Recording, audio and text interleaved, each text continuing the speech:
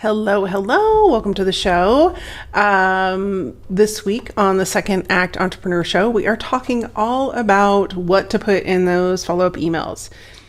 Now, you may have a follow-up email series that you have for, say, like a freebie, but you may only have one email in there. And ultimately, you should have 5 to 7 emails. So we're going to talk about what to put in that so you can avoid staring at your screen with blank screen syndrome, and also work on the opportunity to move our potential clients towards buying, whether they're ready now or they're ready in 3 months, 6 months, or a year, or if they know somebody else who's ready before them. So if you're ready to create a set of welcome emails and beyond that actually create traction with your customers, build rapport, and then ultimately get them to purchase and increase your sales, then you don't want to miss this week's episode. So without further ado, let's dive in. Hey there, I'm Elisa Connor, ex-corporate marketer turned entrepreneur. And along the way, I made all the mistakes just so you don't have to. Chances are you have a pretty full career. You've got experience, expertise, and probably a whole lot of education. The problem is, people can't find you. This is why each week on the Second Act Entrepreneur Show, we feature expert education, marketing insights, and mindset shifts that are going to help you create a profitable business so you can secure your legacy, ensuring that you thrive not only in your first career, but also your second act. Welcome to the Second Act Entrepreneur Show.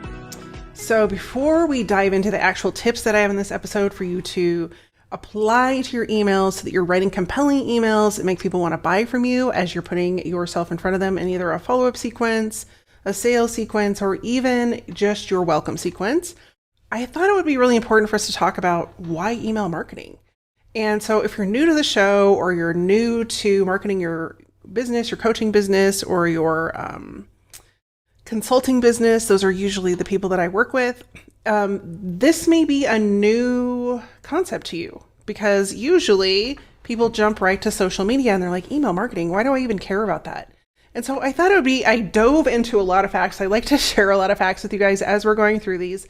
So I dove in and got some statistics, and I tried to find the most recent ones. Some of them are only 2020 and 2021, because as you know, we've been in the middle of a pandemic and things were not being tracked as well because we were in a state of chaos. So, but before we dive in, I also want to let you know that I have created not only a really great bonus tip for you at the end of this episode, so you're going to want to stay tuned till the end so that you can grab that extra bonus besides the 3 tips that we're going to dive into. But on top of that, I've created a free guide for you to help you write your welcome series. So your welcome series is really the most important email series that you can create in your business, because it's the opportunity for you to introduce yourself to a new subscriber, potential lead, and let them get to know you. And we all know that people buy from who they know, like, and trust. And so if you take the time to create a welcome series that's engaging and moves people further down your funnel, you're going to have a much higher return on investment and opportunity to convert those people into paying customers. And so a lot of times that welcome series is a little bit overwhelming to people. And they don't know how many emails to write. They don't know what to say in the emails. They just stare at their computer screen and are like, I got nothing. I've been there, I understand, and that's exactly why I created this free guide for you. So if you want to have a step-by-step system to go and create at least 5, and I think it actually goes up to 7 welcome series emails for your either lead magnet or for a new subscriber that would come into your world, you're going to want to go and grab this guide. And you can find that at elisaconnor.com/email guide. So without further ado, let's dive into why do we want to use email marketing at all. In 2020, an estimated 306.4 billion, with a B, emails were sent and received every day. Every day. 306.4 billion. That's insane. That's according to a study by Finances Online. According to Opt-in Monster, 58% of users check email when they go online before they conduct a search, look on social media, or check out the news. 58%. If that hasn't convinced you, in 2021, 4 out of 5 marketers who are experts in the area said that they would rather give up social media as a marketing tactic than email marketing. And that's according to Litmus, who is an email marketing expert. So here's the thing about email marketing. Email marketing has a 4,200% return on investment. And that means that it is the highest return on investment opportunity out there on the market. Every dollar you spend, you can expect to have a $42 return. And you can't see that with any other medium. Sure, you can get the word out there, and you can, spread your message far and wide using advertising, typically paid advertising, and even organic posting and such. However, all of those things cost you time or money. Email marketing is one of those things that you can set up and it's ready to go. And so every new person that would come in, one is going to go through your welcome series, which we just talked about how you can write that. But two, they become a captive audience for you to put out your message, your newest offerings, your newest programs, your newest promotions, all of those things. You don't have to go and hunt those people out with an advertisement or by showing up on different people's podcasts, etc., right in the middle of your launch. Speaking of which, you can also use this opportunity if you are speaking to other people's audiences to get people on your list. So why do we want to use email marketing? Why is there such a push for email marketing, specifically by marketers, but also by other business owners? Well, it helps you stay in front of your potential clients and your current clients at your leisure. It also enables you to stay top of mind, and whether or not they're ready to buy now, in 6 months, 9 months, or maybe never, you're still top of mind so that they can also refer you to other people.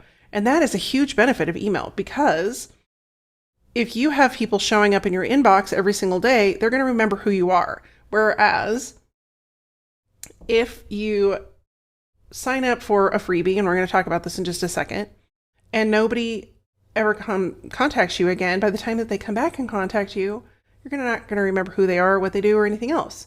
And so it's your opportunity to build a relationship with those people in your audience.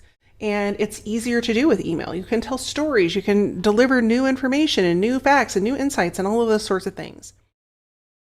Now, first and foremost, welcoming your new lead. So somebody comes, they fill out your opt-in form, they download your free resource, and then they should get an email from you.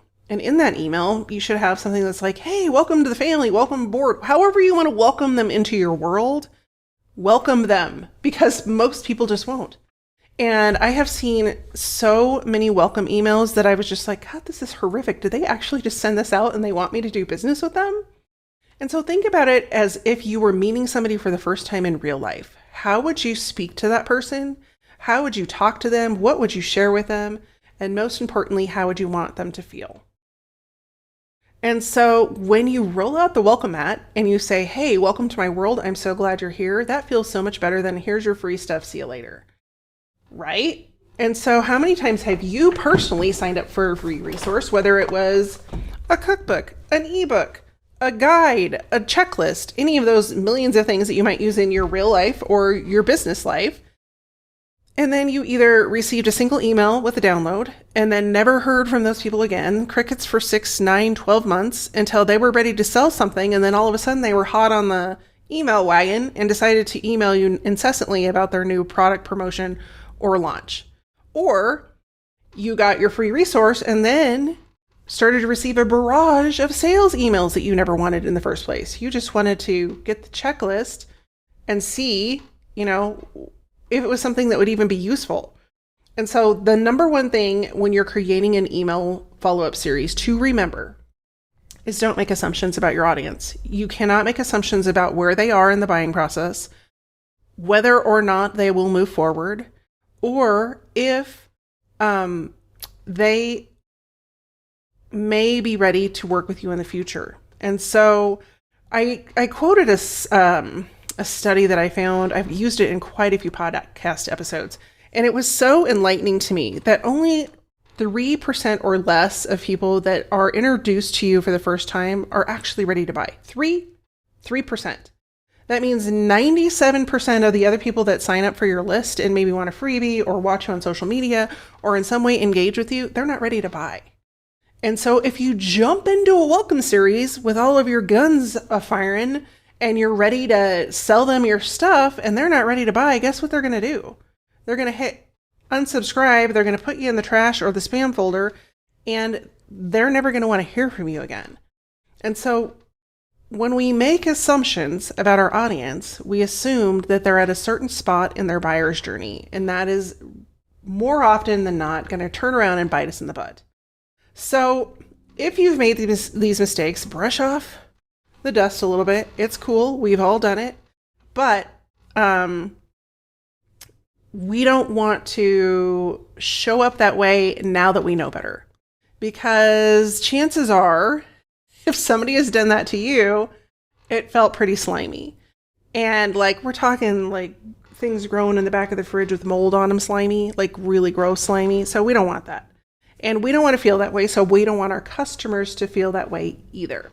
So instead, let's dive into 3 ways that we can build that relationship with somebody who is new to our world so that they begin to know, like, and trust you. So the first one, which this might be kind of a hard pill to swallow, and people don't like to hear this because it means they have to take ownership and do the work. And that is, you have to be consistent. So when we look at the world, and if we had, 90% of the problems that are in the world could be solved by consistency and owning the problem. And so I always come up with examples for you because I think it's really important. Like if we're looking at wanting to lose weight, we can blame everybody else for putting McDonald's on every corner or those Starbucks $900 calorie drinks on every corner, or we can take ownership that we have the power to control what we put in our mouths and show up and start doing some consistent behaviors to fix where we want to be with our body weight. And that could be consistent exercise. That could be getting more sleep. That could be eating healthier foods and tracking what we're eating. All of those things done consistently, as well as the, owning that we can't show up at Starbucks and order the venti caramel macchiato frappuccino. I'm just throwing I don't even know if they have those. Caramel frappuccino every single day on our way home from work and think we're going to lose weight. And so doing the consistent behaviors that will help us to get to weight loss, eating healthy meals at night, chicken and vegetables, for example, and going for a walk on our lunch break or going for a walk in the morning before we start working, whatever that might be, those consistency with those behaviors are going to ensure that we're successful. And so that has to be the same thing in not only our marketing plan and our marketing techniques, but in our business. So if you don't have the number of clients you want, you don't have the number of sales that you want in your business, sure, you can point at all of the people outside of yourself, but ultimately it's up to you to sit down and do those sales calls. And if you don't do them, you have no one to blame but yourself for not having the clients. And so when we look at this in relationship to our email marketing, consistency does a couple of things. One, it reminds people who you are and what you do and how you can help them on a regular basis. If you're showing up every single week in their inbox, they're gonna be like, oh, there's Elisa again. Awesome. Oh yeah, I forgot. Because we're busy. Like if you aren't consistently in front of people's eyeballs, they have 927 things going on a day. And so they're not going to just automatically remember who you are and what you do. But if you consistently show up in their inbox and they say, oh yeah, there's Elisa again. Oh, I wonder what she has to say. It's more likely they're going to open your emails, they're going to read your emails, and they're going to think of you when that problem that you solve shows up for them in their lives or somebody they know. And so when you are consistent with your email, it is that ticker that shows up. I had a colleague tell me the other day that she looks in her emails and she gets an email from somebody pretty consistently. We'll just call her Sarah. She doesn't even read the headline. She just sees that it's Sarah and she knows she enjoys her email, so she opens it. And so you want that kind of familiarity with the people that you are trying to get to do business with you. And the third and the most important key piece of this that makes our little hearts go a pitter patter and the angels of choirs of angels sing is that when somebody says, hey, would it be okay if I passed your name on to my friend, my colleague, someone else that might need you? Because that is creating, not only do they trust you, but they trust you enough to share your emails, your information, and what you do with someone else. And so you have that opportunity if you keep showing up, and consistency is really the only way to do that. So what's our second tip? The second tip is do not wing your email marketing, or any marketing for that matter. Because if you're just winging it and you're throwing stuff out there on social media, or you decide to just write an email one day, there's no strategy behind it. And then you're going to wake up one day and go, I'm doing all this work. Why isn't it working? Nobody's paying attention. I don't have any clients.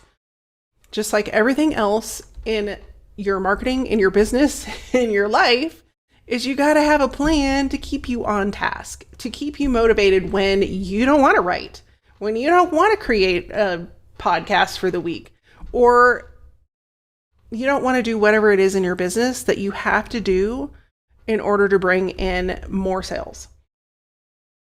Best of all, when you have a plan, you have the opportunity to tune in and measure your success to see what is and what is not working so that you can make tweaks and changes. And when you make those tweaks and changes, you have the opportunity to then measure it again against whatever metrics you've set for your success. And that's going to help you grow and scale your business over time. So when you have the power within your emails to have your audience come back, reply back, or speak out to you on social media and say, why are you in my head? Then you know you're doing it right. And that comes from knowing your ideal client. It comes from knowing your audience. It comes from knowing their pains. And it comes from knowing them so well and consistently showing up and sharing that you know so much about them so well in their inbox. That, my friends, becomes pure gold for your business. Because that's a huge differentiator between you and your competition who isn't doing any of those things. So email can be really powerful. I don't want to overwhelm you with all of the tactics and specifics that you can get into with your email marketing service provider. That's all stuff I talk about in Email Breakthrough Academy, but you can actually target people based on their specific interests. So if you were an artist and you had art pieces that were done in all purples, you could actually send out emails to everybody that was interested in only knowing about purple artwork because of the power of email and knowing your email service provider. So, create a plan. That's like, don't wing any of your marketing efforts because it costs you a lot of time, it costs you a lot of effort, and then you find yourself spinning your wheels and you get burned out. And then you just are stuck and you don't want to do anything. And then you're really frustrated because you don't have any cash flow coming in. Okay, so that's number 2. Number 3 is write headlines that will stop the scroll. And what that means is like people whip out their phone and then they just scroll, whether it's social media, like we've gotten in the habit with social media, but we also get in the habit with our email because we get, I don't know, like 120 emails a day.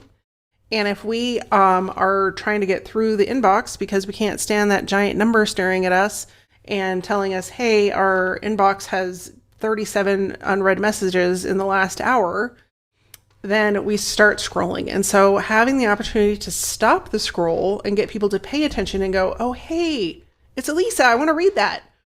That's what we want. And so there are so many people that reach out to me, both in my audience and clients and subscribers that are like, hey, I need help with headlines. I can't, like, my headlines are horrible. I don't know what to put in them. I can't get people to pay attention.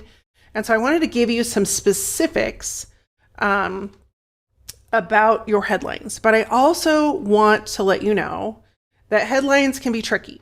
And the best way to get good at writing headlines is to just start writing. Because the more you write, the better you get. Now, a lot of people like to type.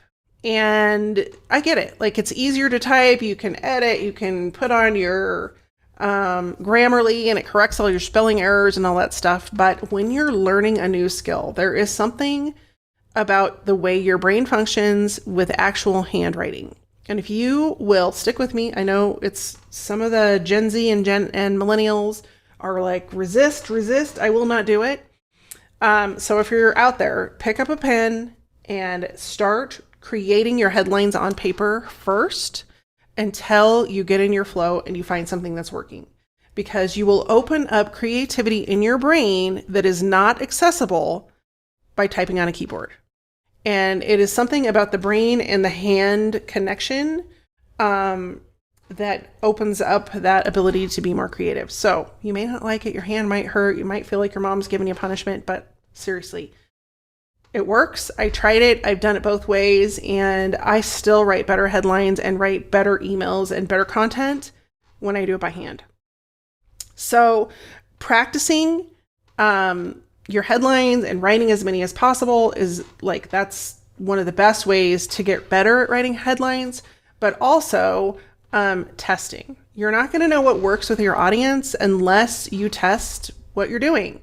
And the best way to know whether or not it works is whether or not people are opening your emails, which goes back to number 2, planning your email marketing so that you're not just winging it and hoping people open when they don't.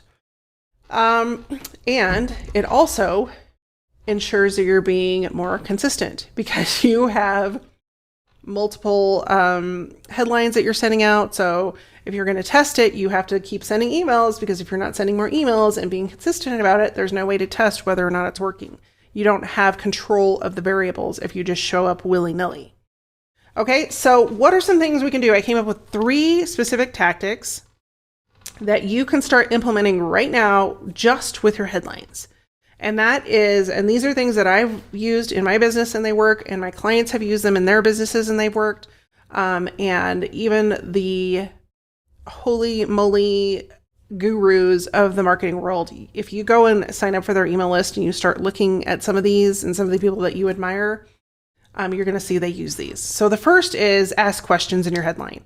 Because, again, brain science, I've learned more about the brain in my business than I ever learned in biology as a sophomore in high school. And I never took biology in college. That was like, I barely made it through sophomore biology. Thank God I didn't need it. But your brain cannot not answer a question. It just can't. Like, your brain will toss it around until it finds an answer in one way or another. Whether you answer it, someone else answers it, you go to Google and answer it, your brain will not stop. It's like a dog with a bone. It will not stop turning it over in your brain until you go get the answer. And so when you ask a question in your headline, you've automatically turned on that trigger in somebody's brain. And it's going to drive them nuts until they go and either read the email to get the answer to the question. And some of it's just subconscious. Like, they will just subconsciously open it and go, okay, where's the answer to this? And I found myself doing it with other emails. Like, it always works. Like, the question thing for me always works. Some of the other ones I don't really pay as much attention to, but if it's a good question and it can't just be like, is the color blue? Like, it's got to be a really good, relevant question to them. But if you ask that question, their brain will not stop until they have an answer. And so that's a great way to get your emails open. And so many people don't use it, or they use it ineffectively. So start brainstorming like 30 different questions that you could ask your audience and then write from there. Now, there are 2 schools of thought about headlines. I'm going to stop for just a minute and dive into those. One is, so this is how I do it. You choose whether it works for you or not, but there's 2 schools of thought about headlines. One, write your entire email content first and then write your headline, or write your headline and then write all of your email content around the headline. So this is what I usually do. I usually write a headline, I write all my content, and then I rewrite the headline because I don't like it. And so what you will find is there will be a system that works for you and your brain and how you create.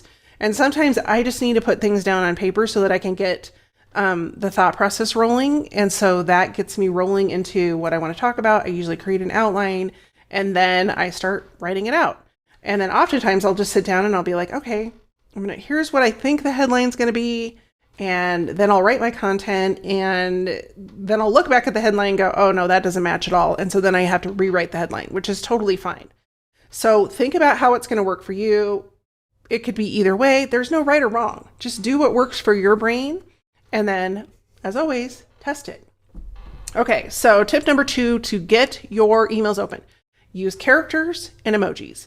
Now, I'm going to add the term sparingly in here. Like, you don't want an entire line of emojis, because if you do that, you will trigger the spam folder, the spam filter. And then that's a really hard hole to dig yourself out of, and you don't want to do that. And same with characters. Now, when I'm talking about characters, I'm saying exclamation points, asterisks, question marks, all of those things, but don't overkill it. But the trick with this is like, if you pull out your phone right now and you open up your email app and you start scrolling through your email, just without reading anything, just scroll through it and see which emails grab your attention. And chances are very high that it will be an email where the subject line contains an emoji or a character. And that's because it says to your brain, word, hey, what's that? And so subconsciously, again, your brain is going to filter out and pick out the things that are different in the scroll. And so when you use emojis effectively, red work better than yellow. Sometimes you can't make it work with your headline, but do your best. It will create a trigger in that person's brain to go, hey, what's that? And they will pay attention in their scroll, and they will stop and read your email. So along with a question or an intriguing headline, if you use an emoji or a character or a combination, it's more likely that your email will get opened. But again, use them sparingly. Don't go wild, because you don't want to piss off the spam gods. Nobody wants that. Okay, and then the third thing that really matters for getting your emails opened is headline length. So how many times have you opened up your email and you see there's like a little start to the headline, and then it's ... because the headline's so long that, one, it didn't really grab attention, but two, it won't fit on the screen. And we're going to talk about that in just a minute. We're going to talk about mobile email open rates and why that's important. So the email testing world has actually come up with the exact amount of characters and words that are most effective for a email headline subject line. And that is HubSpot, who they are the kings of email. They study email all day, every day. The best performing headlines have 11 words and 65 characters. And that is according to HubSpot in 2021. So you may be going, okay, well, how am I going to know how many characters? I'm not going to sit there and count them. That's going to take forever. Or how many words? Well, luckily, most email service providers, I know ActiveCampaign, Drip, and ConvertKit all have like triggers that say, hey, by the way, your email headline is too long, and you probably want to fix it before you send it out. Just like they have a little alert that comes up that says, hey, you haven't changed your headline yet, because that's happened to me, where I'll not put a headline in there. I get busy and I start writing them, and then I was like, oh yeah, I forgot to put it in there. Well, thank goodness that they have saved our bacon and said, hey, you don't want to send this till you change your headline. Same thing. They will rate your headline if it has too many characters in it. But if you don't have one of those email service providers, and maybe yours doesn't have that capability, you can always go to wordcounter.net and just type in your headline, and it'll tell you exactly how many characters. And then I think it has like a little toggle on it that you can do the number of words as well. And so that's a great place to go and kind of filter out headlines. Sometimes you have to take out extraneous words that you don't need and get your headline shorter. And the key to that is that you want it all to fit on this little screen when you have your email showing up to your subscriber, because it's going to incentivize them to open the email. Now, some of the best headlines I've seen have been 5 words or less. And I think I'm just in awe, because I'm like, how do they say that with so few words? But It can be done. So before we dive into the final piece of this episode and also the bonus that I promised you at the end, the bonus tip, I want to remind you that I do have a free guide available to help you create that welcome series sequence for your email.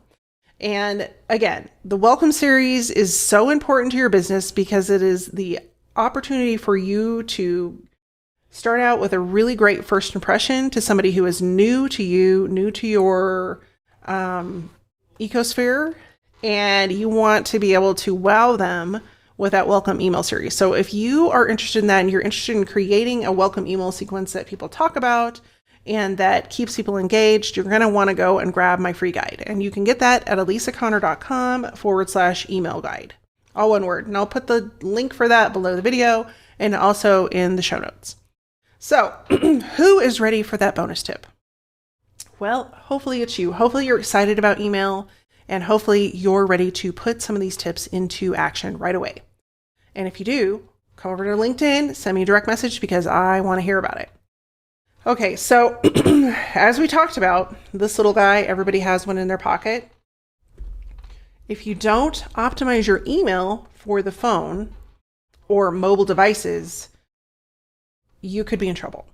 And you're not alone. So optimize, which means have your email show up on this screen as though it were made for this screen so that your mobile viewers can see your email well. 1 in 5 email campaigns are not optimized for mobile devices yet.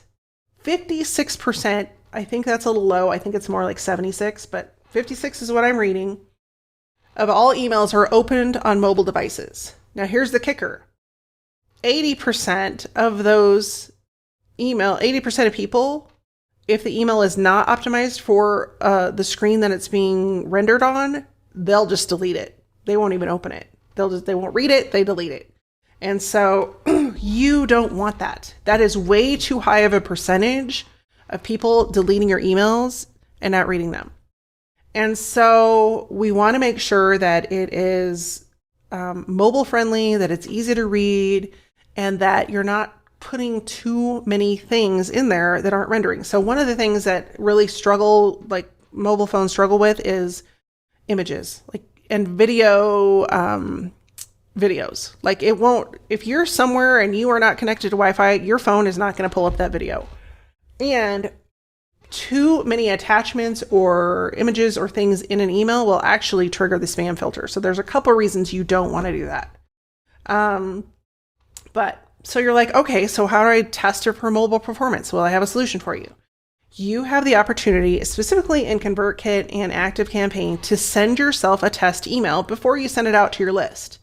And so when you do that, rather than opening it up on your desktop, because you're probably typing it in on your desktop, grab your phone and open the email there. Look at it, see if it's rendering correctly, if you can read it on your phone, if anything is missing, and if it is, before you send it out, fix it, because you can send yourself an infinite number of test emails to make sure it looks right before you send it out to the rest of the world. So you definitely want to do that. Do you have to do it every time? No, not if you are using the same kind of format that you normally use, but I have a client who I have spoken to about this many times who uses a template. I am not a fan of templates, any kind. They do not perform as well as just regular text and images stuck in there, like maybe one image or GIF or something like that. They just don't perform as well overall. So when you're looking at email templates, because they're pretty and whatever, a lot of times they might look really great on desktop, as is the case for this client. But when they get on the mobile device, if you're looking at it, it can be hugely distracting, really hard on the eyes. And honestly, like I've gotten some of those emails and I'm like, I can't even look at this because it's hurting my head because there's so much going on that I just delete it.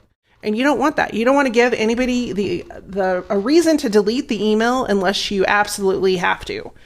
And so don't make it hard to read your emails. That's the bonus. Like make it very easy, no matter how they're opening it, for people to open, read, consume, and share.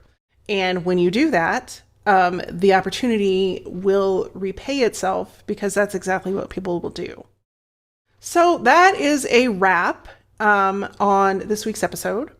And in creating compelling emails for your coaching business, your consulting business, for any type of service-based business, is that you really want to take advantage of showing up with your best suit on when you are meeting a new subscriber, and then just keep building on that relationship.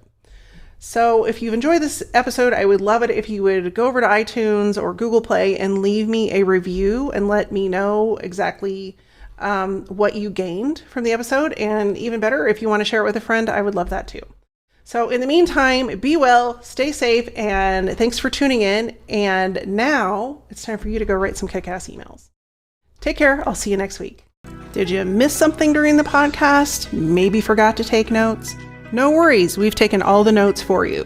All the resources, links, and information in this episode you can find over at alisaconnor.com/podcast.